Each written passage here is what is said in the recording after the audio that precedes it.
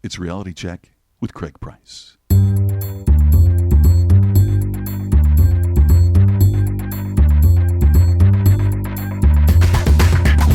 I'm an idiot. 4 minutes in and I'm already wrong. I'm like a monkey. Hello, look at me. You're like a beautiful mind. I'm more like Forrest Gump. So it's, Craig Price is the man. I knew it. Craig, shut up. it's Reality Check with Craig Price. Or is it? This week, listen to my interview on the Voices of Experience as I talk about the secrets of podcasting. Welcome to the show. Thanks for listening. Today is a bit of a role reversal. I'm the guest. This month, the National Speakers Association's monthly podcast, Voices of Experience, had my interview I recorded last year at the convention in Washington, D.C. So today, you can hear the audio of that interview, and if you really want, you can download the Reality Check app available on iTunes, Kindle, and Google Play, and watch the entire interview as well. So let's plug Speaker Magazine, where this appears in digital form. Go to speakermagazine.com and subscribe to their monthly magazine and podcast for speakers by speakers. I'm currently scalding in Phoenix at this year's convention. Today is the last day of the convention. The cigar pack auction and party is over, and I'm going to assume it went well. And hopefully I'm still alive and have not been desiccated from the 112-degree heat. Who knows what the future brings? So crank up the AC, get something cool to drink. I suggest a shandy, which is 1/2 vice versa beer from our former guest Carback Brewing, 1/4 Sprite, 1/4 lemonade. It's fantastic. And listen to Voices of Experience hosts Steve Iwersen and Pilar Ortiz interview me about the secrets of podcasting.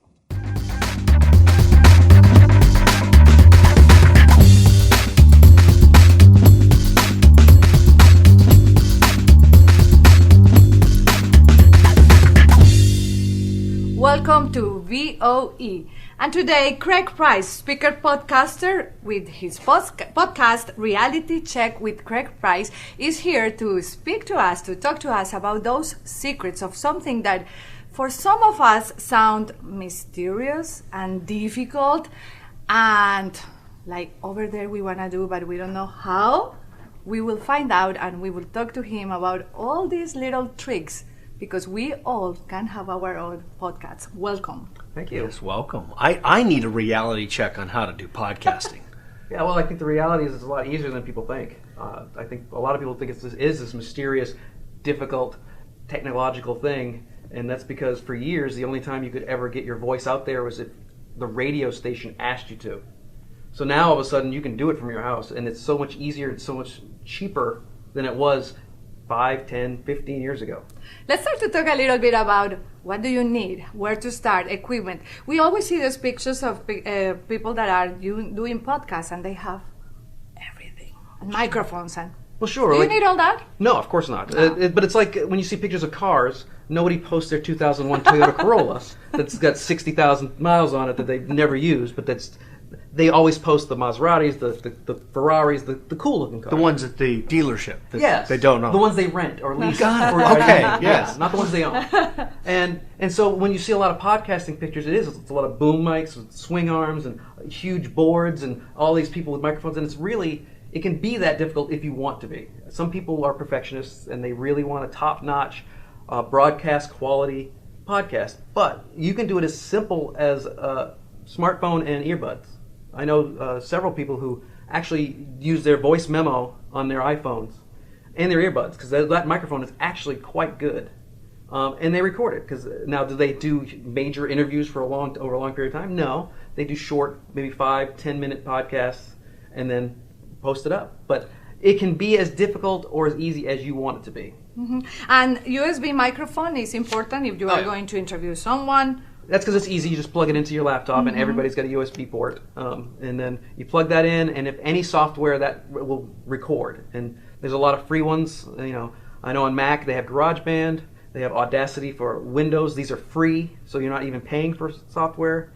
I use a very old version of Adobe Audition from 2004. And it worked for you. It works for me great because I learned how to use it. It does exactly what I need it to do, and it's visual for me because it's very timeline oriented. So I can just plop in my wave files and I can see it, and it makes sense. I can just adjust it, and so for me it works. So for somebody else, GarageBand works. It's a mystery to me when I see people use GarageBand, but I don't need that. So it's whatever's comfortable you're already using. Very good. So we get a recording. What kind of recordings should we be looking to do? And Well, there's so many different formats. It's really, I try to find things that will work with my schedule. We're both busy speakers. We're all busy speakers. And so to do something on a regular basis, like every day, every Tuesday at 11 a.m. is not possible for me because I don't know where I'm going to be week to week, Tuesday at 11 a.m. So certain podcasting distribution chains are set up that way. You have to be somewhere at a certain time.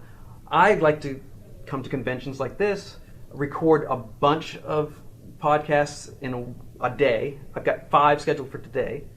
That I'll have, and that'll give me a month and a half worth of podcasts because I'll release them on a weekly basis. I stockpile them.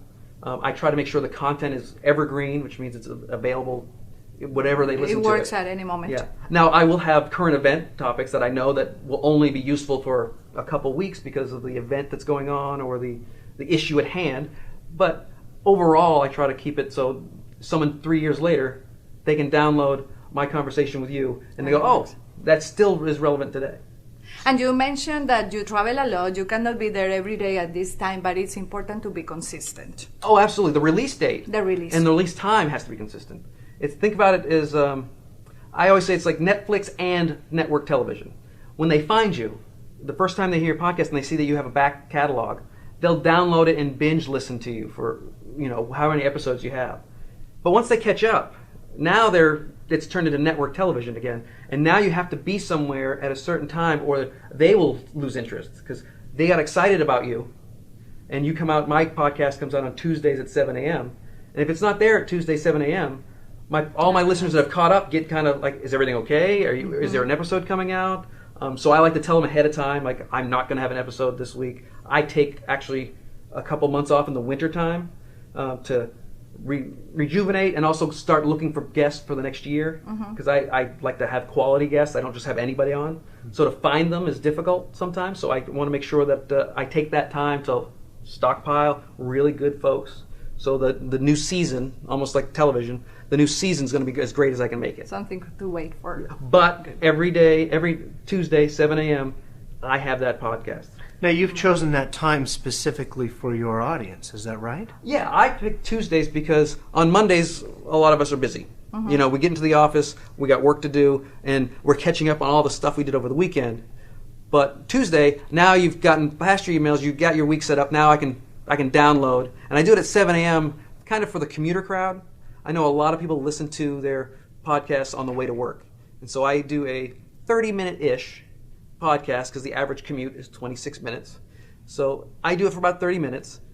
Sometimes they're an hour, which means they can listen to half of it. And then on the way home, they can listen to the other half. So it's not weird where they're only listening to 75% and then they got to listen to the last 5 minutes on another time. But I do it every Tuesday, 7 a.m. so people can kind of load it up, head to work, and they can listen to it when they have time, which most people do in the car. And Craig speaks about leadership, and this is not his topic. It's not like you speak about technology. But you use it when you speak in associations. You use the podcast and the interviews ahead of time. What is the process that you are using in order to leverage that? Well, I make sure that my listenership is odd because each week I'm going from wide topic to wide topic. It'll be orangutan outreach one week. Is that serious? Yeah. These are actual FBI agents the next week. I had a brothel owner from England the week after. So you can see there's not really a connection from week to week. So that's my personal preference of my podcast. And it is your personality. Yeah. Already they know that you will surprise them. Yeah, because I have ADHD, like a lot of speakers, but mine is so much that I want to I want to learn new things every week. I like to think of my podcast as the middle of the newspaper. Because everybody talks about the same headlines, right? Every headline is going to be the same to some degree. But it's that story in page 6 that if you don't read the paper front to back, you would miss. Yeah. Maybe it's about like weird things like Tanzanian water rights or some kind of weird story that you wouldn't search out, but once you read it, you're like, oh, that's really interesting. And so I kind of use that model for my podcast because I like to learn new things. If a friend of mine or a speaker friend who's going to have a book come out, and I really am gung-ho about that book, I have them come on, we can talk about the book, so then I can use it as a promotion tool. When I get booked, I do a lot of keynotes for associations. So what I'll do is about 6 weeks before, I'll look at the roster of breakout speakers, not keynoters, because keynoters get everybody's attention. breakouts, we've done breakouts. We all have to, especially here at NSA, we're starving for people to come to our session. We're just people cutthroat. Mine is good. It can get pretty nasty. It's like, come to me. People actually standing outside of other people's doors, shoving them towards you. But with breakouts, because they don't get everybody's attention, if there's 3 breakouts, 66% of the audience is not going to see them. I like to focus on something that would work not only for the association, but for my listenership. I find something interesting that I think is good, and I will highlight that speaker. I'll bring them on, and I'll interview them about 6 weeks before, and then I'll package that podcast, release it, and send it directly to the meeting planner, who now has a polished, professional marketing piece that they didn't have to work 1 second on. That's the key part. And they don't know you're going to do this. Well, the ones that rehire me now have an idea, but whenever I do it with a new one, they're always surprised and pleasantly, because like I said, they didn't have to do any work for something that to them is something that is involved and very intensive. It may be time intensive, and it's more the interview and the time to take the interview.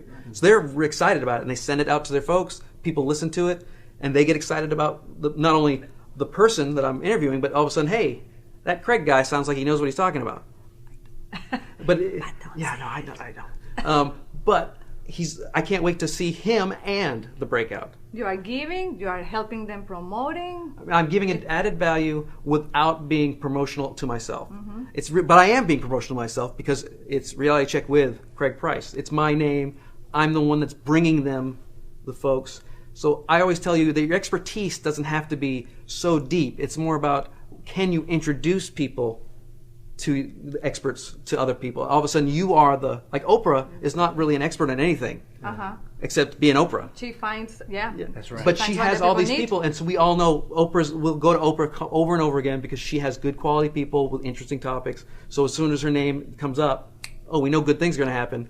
I'd like to think the same thing happens when, Craig Price is coming up, which is difficult since there's a serial killer in Rhode Island named Craig Price. So don't Google me, or you're going to go, NSA will let anybody in. But it takes time also, because you mentioned something before the interview that some people do 7 podcasts and then they just don't do anymore because they don't work. It's called pod fading. It's a widely known and issue that every podcaster goes through at some point. But statistically, 50% of all podcasts end after 7 episodes.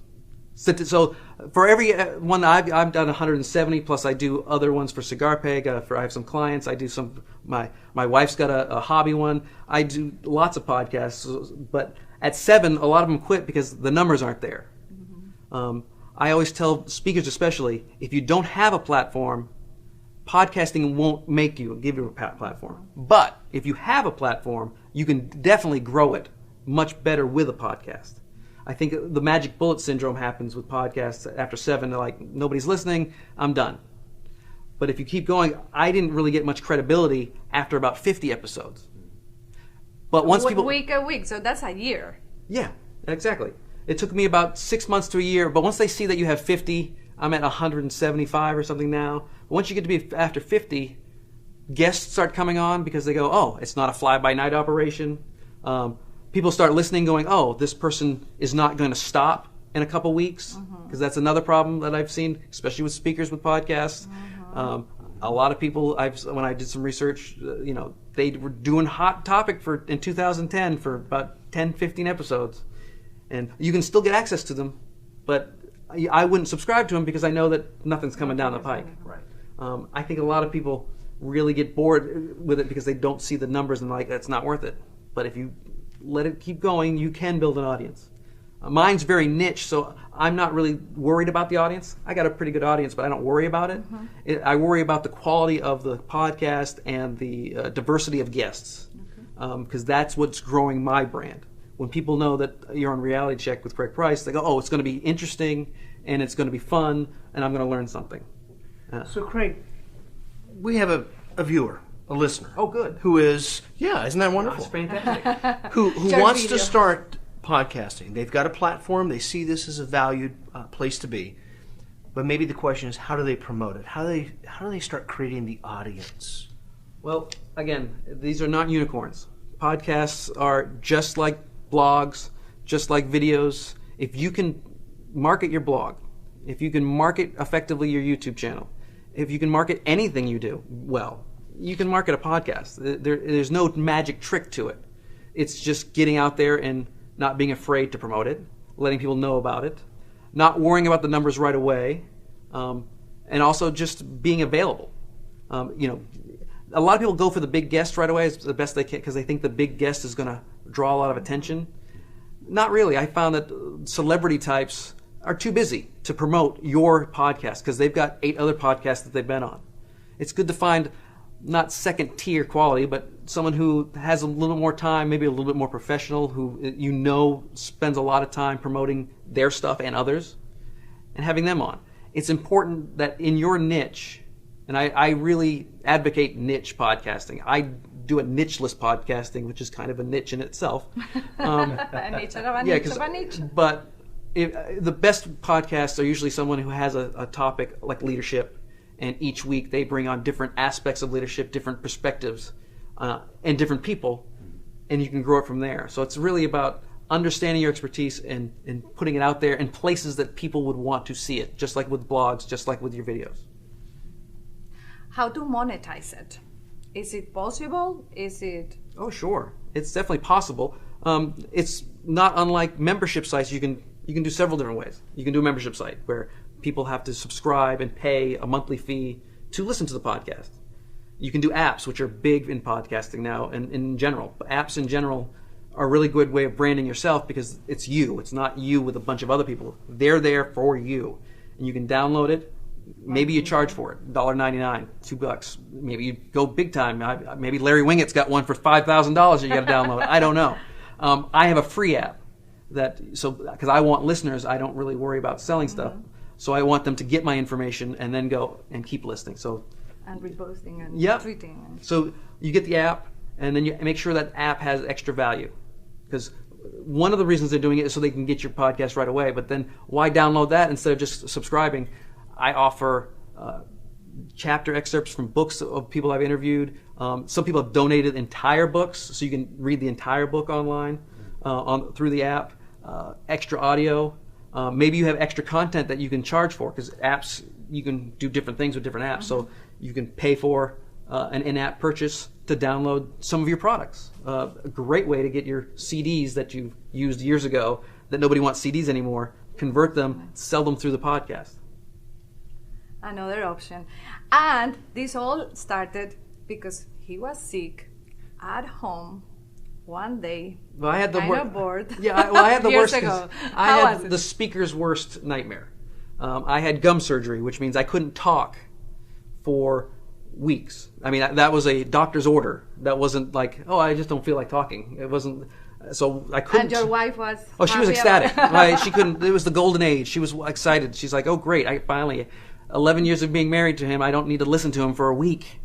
And for 3 weeks I couldn't talk to anybody, and that first week I was kind of goofy on the medications for the pain, and I had nothing to do because I'm kind of trapped and I can't write because, next thing you know, I'm writing weird things online, you have drunk posting, you don't want to be doing that. So I discovered a podcast. That's how I discovered podcasts, because I wanted something to do during the day. And by listening to people's podcasts, I realized, this is something I'd like to do. I have things I want to talk about that are not related to my business. So I started my podcast as a non-business podcast. It was something that, as a way to express my opinions that weren't related to my business. I have since kind of slowly and reluctantly kind of creeped it towards my business because I still want to keep that pure because I enjoy it so much. It's something I really enjoy doing. And so I don't want to spoil it by making it a chore, by making it a task, and because I like it so much. So listening to it, I finally decided, I'm going to get all the equipment. I researched it, found out it's a lot easier than you think. And I went to the NSA conference, the winter conference in Atlanta. I guess it was 2011. They took the stitches out the day before my flight because they told me I'd be fine. And I interviewed 10 speakers, Neen James and Gina Schreck were the chairs that year, and they said yes immediately. And I'm like, you're not busy? Nope. David Newman, Robert Bradford, Stacey Hunke. We had all these great folks that I knew. And here at NSA, there's always a mass amount of people that want to talk about themselves in their speaking topic. So if you cannot find a guest at NSA, it's personal. Take it very personal. Because you can find, and that's the great thing is we're surrounded by hundreds of experts. Now, I kind of warned my listenership that we're going to have a lot of speakers on because that's the kind of the pool I swim in. But since then, I've been able to take things from outside. I've been able to negotiate with my clients some time. I did some work with the FBI one time, and part of my contract was I was allowed to speak to an active agent and you can get retired agents all the time, but someone who's actually doing it every day still, much more interesting. And so I was able to go to FBI headquarters and talk to them and talk to an agent with a PR person standing pretty much where that person is. And it was fun and fantastic, and I use it to promote charities. Pilots and Paws, which is a rescue operation that takes rescue animals across country to their new adopted homes. Orangutan Rescues, which is really close to me. I have them on. Tom Singer, who's an NSA speaker, has a foundation. So I use it to promote as best I can, not only myself, but my friends, causes that I find worthy, and interesting folks. So it keeps me active because I don't know if I would continue to, network as much as I do, being a misanthropic recluse. I'm much more interested in talking to people from a distance. Via Skype, you don't have to see them. You don't have to introduce yourself. You don't, yeah. No, I don't mind people coming up and talking to me, but I do not search people out, which is because. But this has really helped me in that way, and it's led to a lot of things that I never would have experienced. Like, hey, I've been asked several times to come present at NSA. It's not something I search out. Hey, let's go stand in front of speakers and be judged. But I enjoy it, and I've gotten a lot of work from it. I've gotten other speakers work from it. I recently interviewed a gentleman who is in charge of a massive Comic-Con, and because of that interview, he asked me to come and do some interviews on the panels for the Comic-Con. It was so much fun. So not only is something I never would have access to as just a regular person or even a regular speaker, but because of the podcast, it has opened up doors both professionally and personally. Well, Craig Price, thank you very much for giving us an inside look at podcasting. Doesn't seem so scary now. No, I hope not at all. It's not. It's the only time it's scary is when you're talking to the person and they're not interesting. Oh, okay. And then you say, "Oh, we had technical difficulties." Thank you. I will now use that as we've now learned to professionally lie. Thank you very much, Greg. Thank you a lot. Thanks, Craig. Thanks, Steve. That's the show. Thanks to Steve and Pilar and the National Speakers Association for having me on their show. Don't forget to subscribe to the podcast on iTunes, Google Play, and Stitcher. Email guest suggestions, comments, and questions to Craig at speakercraigprice.com, and subscribe to the newsletter at realitycheckpodcast.com. See you next week.